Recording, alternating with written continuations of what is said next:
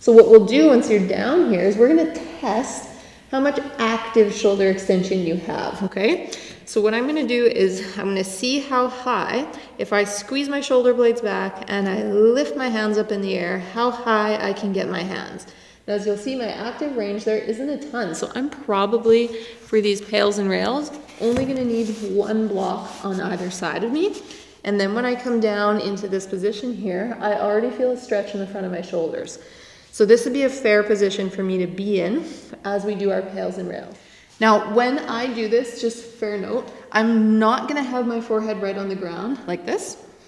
However, I recommend that you do, or you can roll up a small towel and place it underneath your forehead and have it on the ground. I'm just gonna blow out the microphone if I do that, so I'm gonna keep my head slightly elevated the whole time, just so that your ears are happy. So you'll just be hanging out in a passive stretch, and like I said, I want you to add an angle where you cannot lift off. So if you get here and you're like, okay, I can perform a lift off fairly easily there, then flip your blocks the other way or add a block, okay? And you can also adjust the angle of your elbow. So you can have your hands up a little bit closer, but if you can, try and get your hands a little further back on these. Okay, so this is less specific to the push-up itself and more specific to shoulder extension right now. So just take that hand, place your forearm in a bit more of a vertical position, and then test from there how high you can get up, because you'll obviously be able to get higher up here, but now we're starting to borrow from other things. So just bear that in mind. We'll keep our hands a little further back, and you're just gonna hang out and you're gonna stretch in this position for a little while, okay? So stay here. I'm gonna come out of it just to talk you through what we're gonna be doing next. So while you're in that position, you're in a position of shoulder extension, right? So your shoulder is come forward, we're lengthening all that front side stuff. That's then gonna be the first tissue that we use once we're down there. So for our pails contraction, you're gonna be trying to push down into the ground using that front side stuff that's lengthened out. We're gonna progressively work up how hard you're pushing. We will be pushing as hard as we can without pain.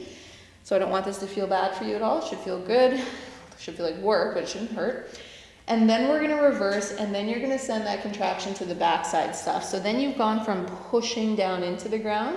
When we throw it into rails, you're gonna try and lift your hand off of the ground, but make sure that you don't lift your hand by hinging your elbow, because that's one way for you to get your hand up higher. Then my hand goes from here to here. However, you're using the wrong meat to do it.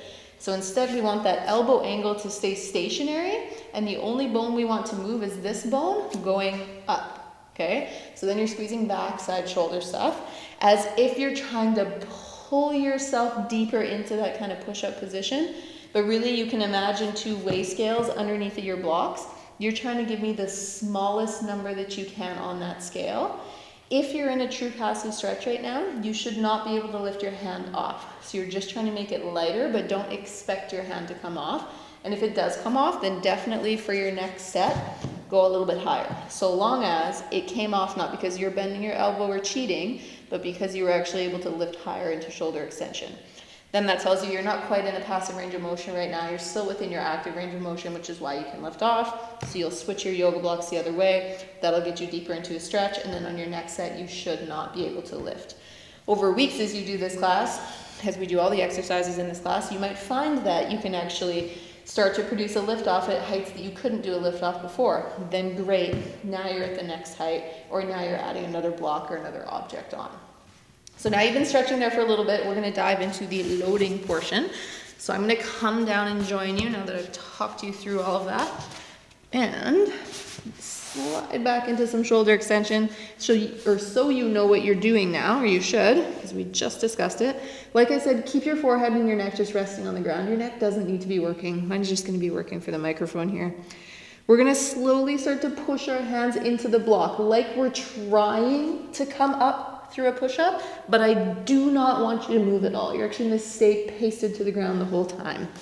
So nice and slow to start. We'll start with like 10% effort. Keep your shoulder blades back. Don't let them dump forward on me on this set. You wouldn't do this in a push-up, so we're not gonna be doing that here because we are kind of keeping those push-ups in mind here. Shoulder blades will stay pinned back on this. You're gonna push down into the ground. We'll work up to 20% effort. Find 40%, 60%, 80%, and your greatest, safest, pain-free effort. Like you're trying to come off the ground, but you are not going to come off the ground. You're gonna stay in that stretch the whole time. We're gonna keep staying here for another 8, 7, 6, 5, 4, get ready to reverse, 2, 1. Now you're trying to lift your hands off of the block. I do not want your chest coming off the ground. Keep your chest on the ground the whole time. I don't want your hands coming off via your spine. I just want you thinking about lifting your upper arm or your elbows straight towards the ceiling, maintaining the same wrist and elbow angle the whole time. So make those hands lighter on the blocks for another 5, 4, 3, 2, 1, and slowly relax.